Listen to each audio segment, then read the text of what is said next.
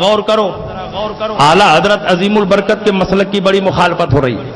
مسلک اعلیٰ حضرت کا نعرہ نہیں لگنا چاہیے، مسلک اعلیٰ حضرت کا نعرہ نہیں لگنا چاہیے۔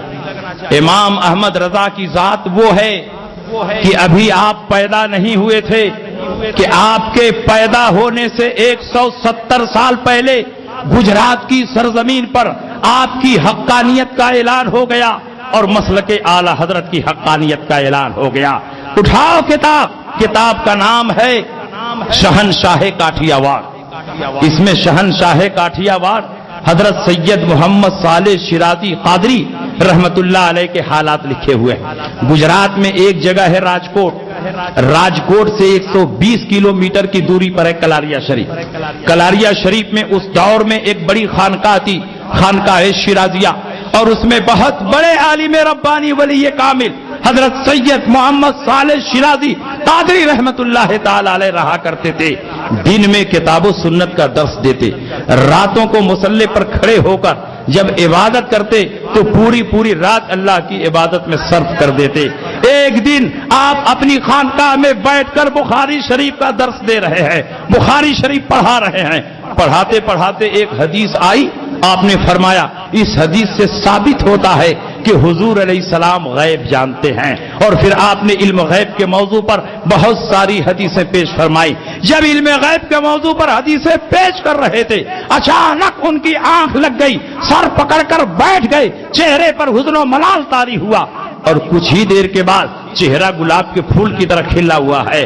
فرماتے ہیں سبحان اللہ، ماشاء اللہ، الحمدللہ۔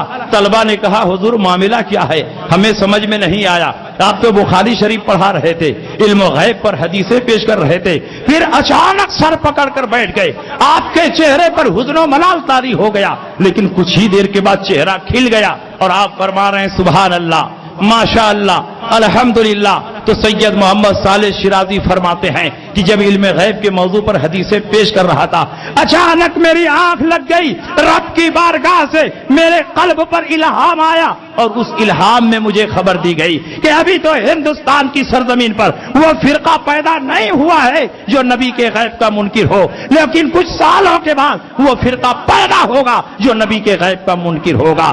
جیسے ہی یہ خبر مجھے دی گئی، مجھے بڑا صدمہ ہوا اور سر پکڑ کر بیٹھ گیا، لیکن کچھ ہی دیر کے بعد ایک دوسرا الہام آیا اور خبر دی گئی کہ جب یہ باطل فرقہ پیدا ہوگا تو پروردگار عالم ان کی سرکوبی کے لیے ایک بہت بڑے عالم ربانی کو پیدا فرمائے گا۔ جب یہ خبر دی گئی تو میرا چہرہ کھل گیا اور برجستہ میں سبحان اللہ، ماشاء اللہ، الحمدللہ کہنے لگا۔ اگر میں چاہوں تو اسی مجلس میں ان کا نام بھی بتا سکتا ہوں۔ طلبہ نے کہا حضور تب بتا ہی دیجئے، دیر کس بات کی؟ کہا بتا دوں؟ طلبہ نے کہا حضور بتا دیجئے۔ کہا واقعی بتا دوں؟ طلبہ نے کہا بتا دیجئے۔ کہا واقعی بتا دوں؟ طلبہ نے کہا حضور ضرور بتائیے۔ تو کہا تو کان کھول کر سن لو، جب ہندوستان کی سرزمین پر وہابی فرقہ پیدا ہوگا جو نبی کے غیب کا منکر ہوگا تو پروردگار عالم اپنے حبیب کی امت کو یوں ہی نہیں چھوڑ دے گا، ان کی اصلاح کے لیے، ان کی رہنمائی کے لیے اور وہابیوں کے رد کے لیے بریلی کی سرزمین پر امام احمد رضا کو پیدا فرمائے گا۔ امام احمد رضا پیدا ہوں گے اور ان کے باطل عقائد و نظریات کی تابوت میں آخری کیل ٹھونک دیں گے۔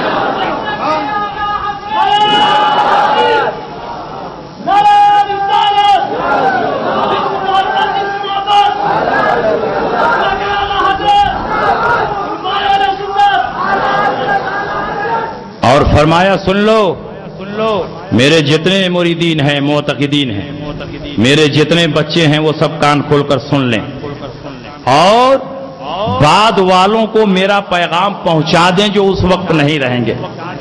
تم میں سے جو اس وقت نہیں رہے گا وہ بعد والوں کو یہ پیغام پہنچا دیں کہ ان کے زمانے میں جو مسلک اعلیٰ حضرت پر قائم ہوگا وہی میرا ہے، اور جو مسلک اعلیٰ حضرت سے پھر گیا وہ میرا مرید نہیں ہے اور میں آخرت میں اس کا کوئی ذمہ دار نہیں ہوں۔ مسلک اعلی حضرت کی حقانیت کا اعلان اس وقت بھی ہو رہا ہے جبکہ امام احمد رضا بھی پیدا نہیں ہوئے ہیں۔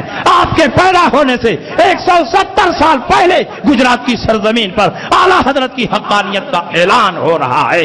دنیا لاکھ مخالفت کرے لیکن پروردگار عالم کو یہی منظور ہے کہ مسلک اعلی حضرت کا پرچم پوری دنیا میں لہرائے، اور الحمدللہ آج پوری دنیا میں جہاں خوش عقیدہ سنی مسلمان ہیں وہاں مسلک اعلی حضرت کا پرچم لہرا رہا۔ اور سنیے مسلک اعلی حضرت کی حقانیت، کتاب کا نام ہے اکرام امام احمد رضا۔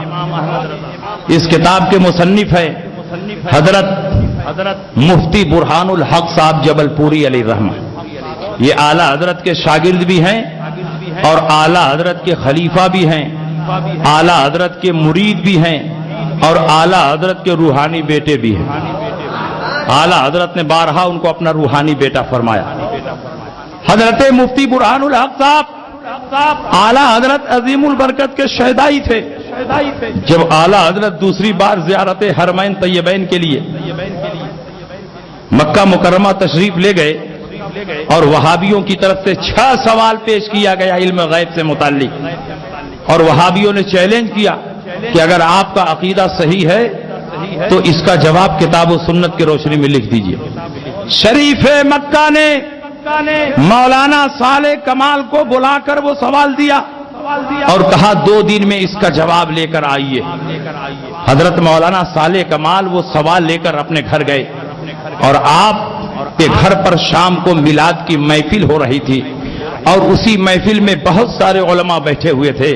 اعلی حضرت امام احمد رضا قدس سرہ کو پتا چلا کہ وہابیوں کی طرف سے علم غیب مصطفیٰ پر 6 سوالات آئے ہیں۔ امام احمد رضا کا قلم علم مصطفیٰ پر لکھنے کے لیے بے چین ہو گیا۔ اعلی حضرت مولانا صالح کمال کے گھر پہنچے، میلاد کی محفل چل رہی تھی۔ مولانا صالح کمال نے آپ کا استقبال کیا اور کہا حضور جب آپ آ ہی گئے ہیں تو کچھ دیر تقریر فرما دیجئے۔ اعلی حضرت عظیم البرکت کھڑے ہوئے اور فصیح و بلیغ عربی میں مسلسل 2 گھنٹے تک علم غیب کے موضوع پر تقریریں فرماتے رہے اور بڑے بڑے علماء جھوم رہے تھے۔ جب اعلی حضرت کی تقریر ختم ہوئی تو مولانا صالح کمال الماری کھولتے ہیں اور سوال نامہ نکالتے ہیں، اعلی حضرت کی طرف بڑھاتے ہیں کہ حضور اس کا جواب میں لکھنے ہی جا رہا تھا، لیکن آپ سے بہتر کون جواب لکھ سکتا ہے؟ جو تقریر آپ نے فرمائی ہے اسی کو لکھ دیں، جواب تیار ہو جائے گا۔ اعلی حضرت نے فرمایا کہ جب علم غیب مصطفیٰ پر احمد رضا کا قلم چلے گا تو پوری تفصیل کے ساتھ لکھا جائے گا۔ انہوں نے کہا تفصیل کا موقع نہیں، ٹائم بہت کم ہے، 2 دن کے اندر شریف مکہ کے دربار میں یہ کتاب پیش کرنی ہے۔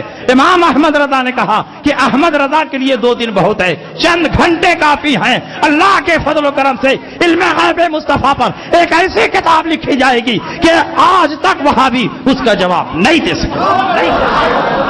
اعلی حضرت اپنی قیام گاہ پر گئے اور اعلی حضرت ایسے تیسے عالم نہیں تھے، برابر علماء کا ہجوم، کوئی مرید ہونے کے لیے، کوئی اجازت حدیث لینے کے لیے، کوئی اجازت فقہ لینے کے لیے، کوئی زیارت کے لیے۔